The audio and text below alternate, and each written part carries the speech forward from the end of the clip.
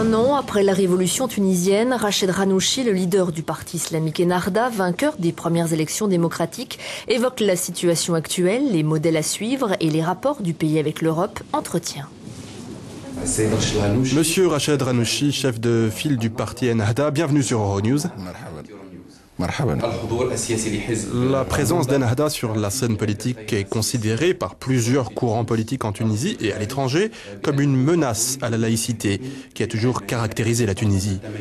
Quelles sont les garanties que vous donnez à ceux qui s'inquiètent?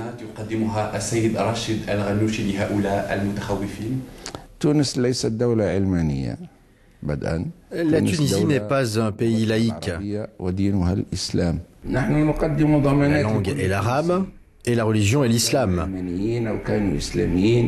Nous fournissons des garanties pour tous les Tunisiens, qu'ils soient laïcs ou islamistes. Nous croyons que l'État est basé sur le principe de la citoyenneté. Et tous ces citoyens, dans leurs différentes attitudes, hommes et femmes, devraient jouir de leurs droits dans cet État. Ils sont égaux devant la loi, indépendamment du fait qu'ils soient laïcs ou islamistes. L'université de Manouba a été récemment secouée par des événements décrits comme étranges par certains. Quand une étudiante portant le voile intégral, la burqa, essayait de passer un examen, l'administration de l'université lui a interdit l'accès et cela a engendré des protestations des salafistes. Que pensez-vous des comportements de ces deux partis ? Ils auraient pu éviter cet incident s'il y avait de la flexibilité de la part des deux partis. Il est normal que l'université prenne en compte l'aspect de la sécurité. Toute institution doit faire face aux identités inconnues, aux identités exposées. C'est nécessaire pour vérifier l'identité des étudiants. Il faut faire des contrôles. Certains exigent la vérité et la présentation des résultats du comité d'enquête concernant les excès de l'armée et de la police pour réprimer la révolution. Quand les autorités vont-elles publier les résultats de cette enquête tant attendue par les Tunisiens ? Cela relève des tribunaux qui sont en train d'examiner et de travailler à ces questions. Il est vrai que ce travail avance lentement. Il faut que ce processus progresse le plus vite possible. Une année s'est écoulée depuis et la société tunisienne n'a pas vu de résultats. Les tribunaux ont statué dans certaines affaires relatives au vol et au détournement de fonds, mais les questions des victimes attendent jusqu'à présent. C'est lent, mais tous les cas sont actuellement devant les tribunaux et nous espérons régler ce dossier dès que possible, mais de façon légale et selon des procès équitables. La Tunisie connaît une situation économique difficile. Une baisse du taux de croissance, une diminution de l'activité dans le secteur du tourisme, qui est la colonne vertébrale de l'économie tunisienne, et le taux de chômage qui augmente, environ 800 000 chômeurs. Quel est votre programme pour sortir la Tunisie de cette crise ?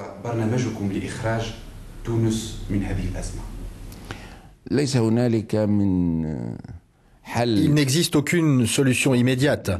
Nous ne pouvons pas dire aujourd'hui il existe des solutions magiques pour éradiquer le chômage et faire un saut de croissance de 0 à 8%, ce que nous voudrions. Cela nécessite un effort commun de la part de tous les Tunisiens, du gouvernement et de l'opposition. Toutes les classes et les gens devraient être solidaires afin de redresser la situation, de donner au gouvernement, aux institutions et au capital national et étranger. Il y a beaucoup de promesses et de nombreuses perspectives pour l'investissement en Tunisie. En parlant des investissements étrangers, Monsieur Ghannouchi, qui sont vos partenaires à l'étranger ? Il y en a beaucoup. Mais qui ? Maintenant que le monde entier a salué la révolution tunisienne, tout le monde est le bienvenu. Y a-t-il des noms précis des pays, des organisations ? Le monde se félicite de la révolution en Tunisie. L'Europe est notre premier partenaire et nous nous engageons dans ce partenariat. Nous souhaitons développer ce partenariat. La Tunisie est devenue un lieu de pèlerinage. Les ministres des Affaires étrangères de France, d'Italie, d'Allemagne, et ils sont tous venus. Et l'Union européenne ? L'Union européenne est très encouragée. Que vous a promis l'Union européenne? Des promesses d'investissement, des prêts et des aides, augmenter le niveau de partenariat avec la Tunisie. Les États-Unis souhaitent investir en Tunisie en encourageant le tourisme, ainsi que les pays du Golfe, qui seront les principaux investisseurs en Tunisie. Les pays voisins du Maghreb, l'Algérie, la Libye, le Maroc et le monde arabe. شقيقتنا الكبرى الجزائر، شقيقتنا ليبيا، المغرب، العالم العربي.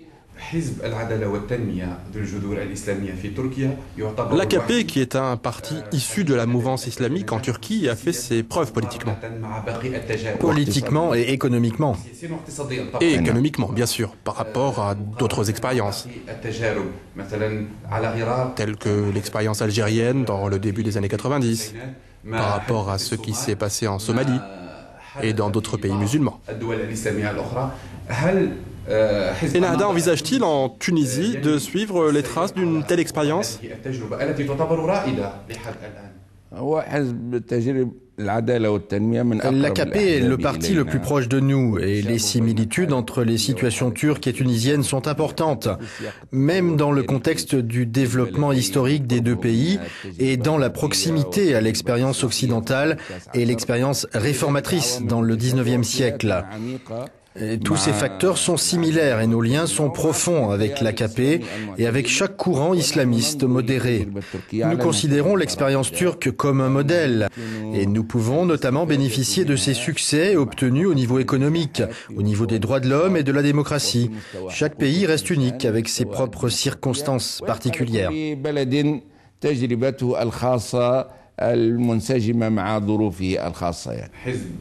L'AKP est considéré comme laïque, bien que ses racines soient islamiques. Et j'ai dit que chaque pays a ses spécificités. Certains journalistes sont scandalisés à la suite des nouvelles nominations controversées dans les médias. Avec une telle décision, Ennahda cherche-t-il à contenir les médias, ce qui porterait atteinte à la liberté d'expression et à la liberté de la presse? Le gouvernement doit exercer ses pouvoirs. Il a exercé ses pouvoirs concernant la nomination des chefs qui supervisent les médias. Avez-vous beaucoup critiqué les médias tunisiens? Pas tous les médias tunisiens. Nous n'avons pas critiqué les médias qui nous ont critiqués, mais ceux qui n'ont pas exercé leur travail d'une manière professionnelle. Est-ce Ennahda qui gouverne la Tunisie actuellement? La Tunisie est gouvernée par une coalition nationale dirigée par Ennahda. Monsieur Rachid Ranouchi, merci beaucoup.